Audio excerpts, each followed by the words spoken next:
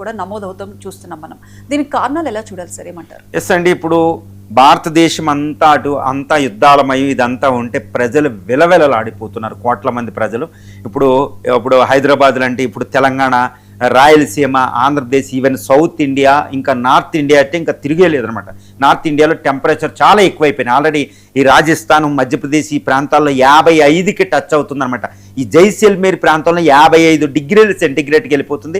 ఇప్పుడు Andhra Pradesh, AP disaster management authority ఇప్పుడు చెప్తుంది. తెలంగాణలో ఈ Telangana state disaster management authority already హెచ్చరికలు జారీ చేసింది. వచ్చే కొన్ని రోజుల్లో 50 డిగ్రీల సెంటిగ్రేడ్ టెంపరేచర్స్ కావబోతుంది. ముఖ్యంగా వెస్ట్ గోదావరి, పోలవరం ఆ ప్రాంతాల్లో, అదేంటి గోదావరి ఉంటుంది, పచ్చదనం ఉంటుంది, ఆ ప్రాంతాల్లో ఉష్ణోగ్రతలు పెరగడం ఏంటి అనుకుంటాం. అదొక పెద్ద మిస్టరీ ఉంటుంది ఆ ప్రాంతంలో. అక్కడున్న పేపర్ మిల్లు, కొవ్వూరులో ఉన్న ఆంధ్ర షుగర్స్ ఇవన్నీ టెంపరేచర్ని పెంచేస్తాయి. ఈ గంధం, సల్ఫర్ గ్యాసులు రిలీజ్ చేసి అనమాట.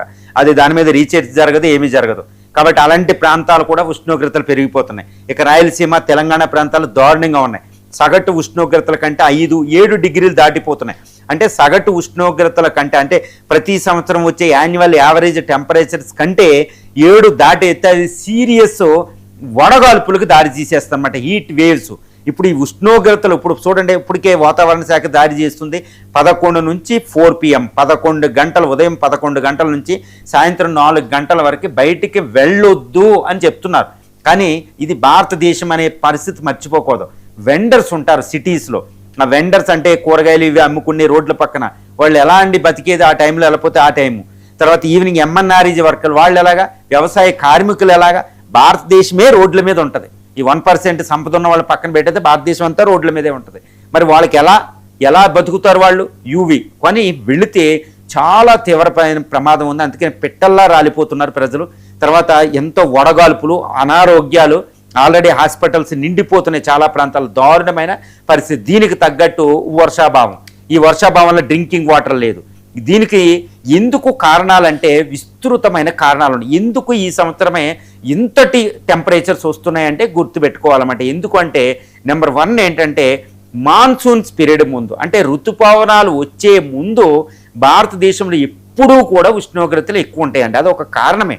ఎందుకంటే ఈ ఉష్ణోగ్రతలు ఎక్కువ ఉండడం వల్లే తర్వాత గాలి పీడనం, అంటే ప్రెజర్ తగ్గి అక్కడ నుంచి మేఘాలు ఇండియన్ ఓషన్ నుంచి భారతదేశం వైపు వస్తాయి అనమాట, ఆ దిక్కుపీడన ప్రాంతం నుంచి. కాబట్టి ఇది యూజువల్గా టెంపరేచర్స్ ఎక్కువ ఉండాలి కూడా మనకు మాన్సూన్స్ ఎక్కువ రావాలంటే. కానీ ఇప్పుడు ఈ సంవత్సరం ఏంటంటే చాలా ఎక్కువ అయిపోయినాయి అనమాట. దానికి కారణాలు ఏంటంటే number 1 El Niño, super El Niño Pacific మహాసముద్రంలో ఆల్రెడీ స్టార్ట్ అయిపోయింది. ఇండియన్ IOD కూడా దాన్ని ఆపలేకపోయింది, ఏదో డైపోల్ అనేది, ఇండియన్ ఓషన్ డైపోల్, అది కూడా ఆపలేకపోయింది. కాబట్టి ఎల్నీనో వల్ల ఉష్ణోగ్రతలు విస్తృతంగా పెరిగిపోతున్నాయి. అంటే మాన్సూన్స్ ఫెయిల్ అవ్వబోతున్నాయి అనడానికి ప్రధానమైన సూచన అనమాట. అది అత్యంత ప్రధానం.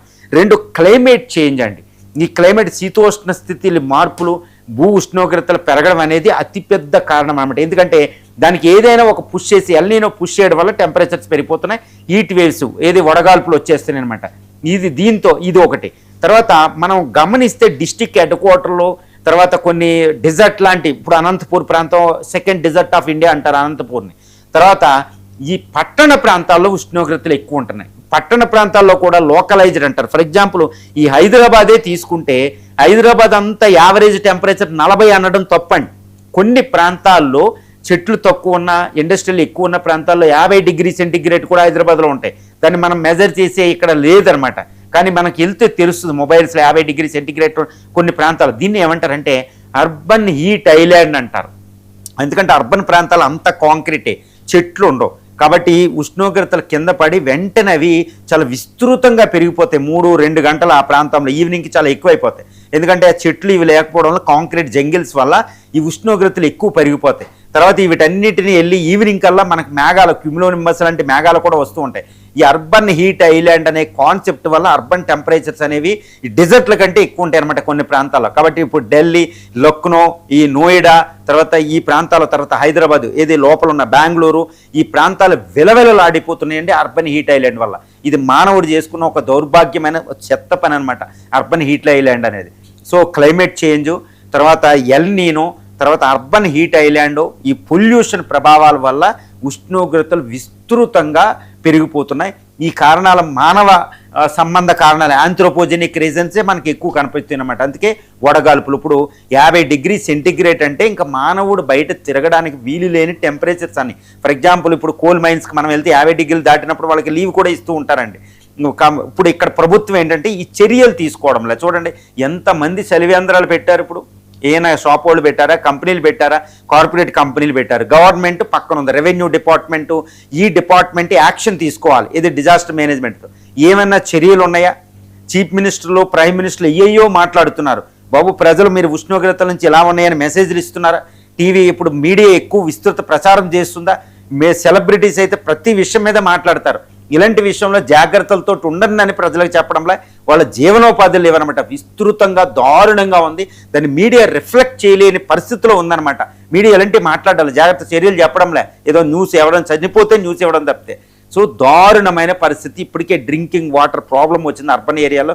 కొన్ని అపార్ట్మెంట్లో వాటర్ లేని పరిస్థితి, ట్యాంకులు కూడా ఇవ్వలేని పరిస్థితి. ఈ హైదరాబాద్ జీహెచ్ఎంసీ తర్వాత ఈ విజయవాడ, వైజాగ్లో అయితే స్కేర్ సిటీ వాటర్ వచ్చేసింది. దారుణమైన పరిస్థితులు. ఇప్పుడు ప్రభుత్వం ఈ టెంపరేచర్స్ ఈ రోజుతో పోయాయి కాదండి. ఎందుకంటే మాన్సూన్స్ అనేది జూన్ 1 కేరళ తీరాన్ని దాటుతున్నాయి.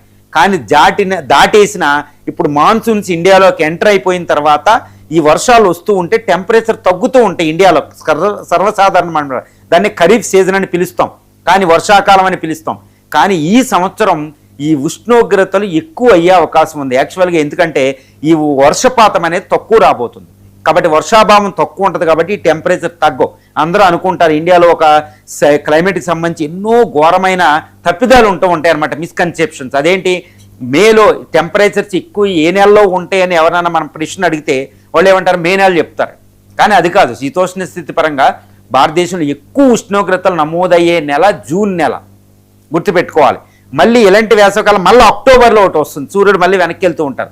దాన్ని అక్టోబర్ 2nd సమ్మర్ అని పిలుస్తాం.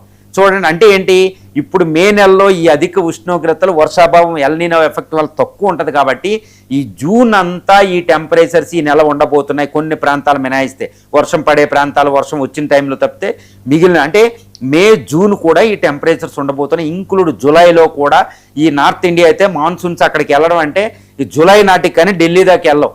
అక్కడ వరకు ఇంకా విస్తృతంగా వడగాల్పులు ఉండబోతున్నాయి. ఇది one of the biggest disaster, అంటే అతిపెద్ద విపత్తు.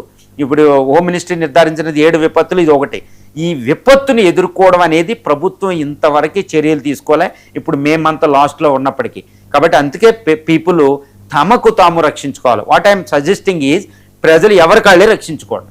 మీకు ఎవరికాళ్ళు రక్షించుకోవాలంటే మ్యాక్సిమం ఆ టైం పీరియడ్ అందరూ చెప్పుకున్నట్టు ఆ టైం పీరియడ్ని అవాయిడ్ చేయండి. మార్నింగ్ ఈవినింగ్నే మీ కార్యకలాపాలు నిర్వహించుకోవాలి. అవసరమైతే ఈవినింగ్ షిఫ్ట్ చేయాలి.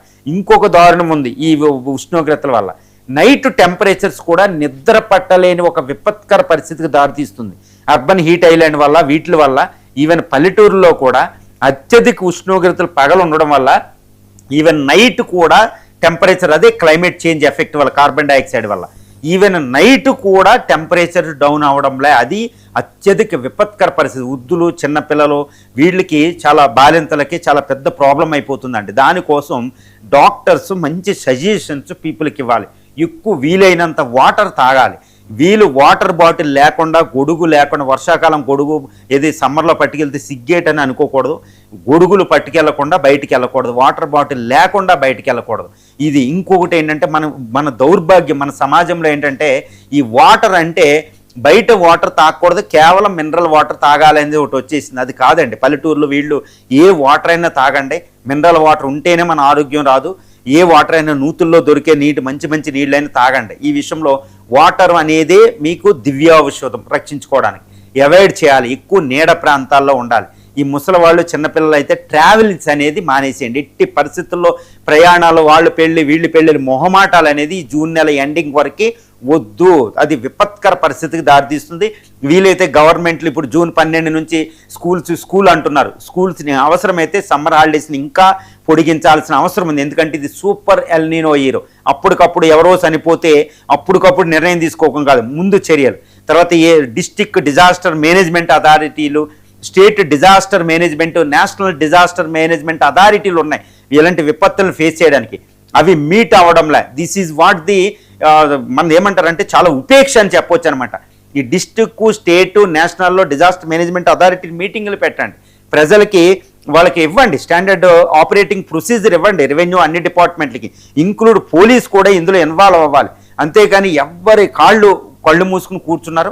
అందుకే ఇది అతి విపత్తు కాబట్టి